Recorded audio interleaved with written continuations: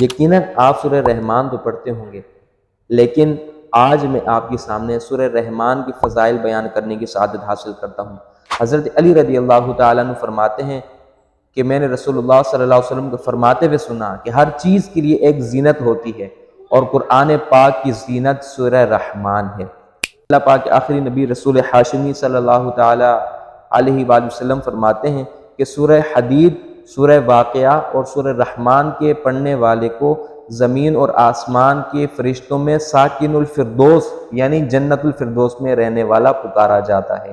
جابر بن عبداللہ رضی اللہ تعالیٰ عنہ سے روایت ہے کہ رسول اللہ صلی اللہ علیہ وسلم صحابہ اکرام کے درمیان تشریف لائے اور آپ نے سورہ رحمان کی تلاوت ابتدا سے لے کر انتہا تک فرمائی۔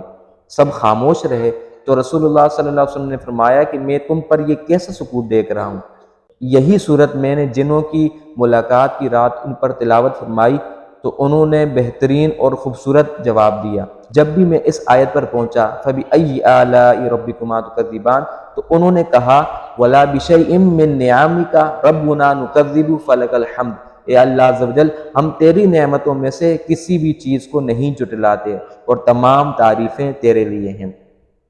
سورہ رحمان کو 11 بار پڑھنے سے مقاصد پورے ہوتے ہیں، نیز سورہ رحمان کو لکھ کر دھو کر طحال یعنی تلی کی بیماری کے مریض کو پلانا بہت مفید ہے۔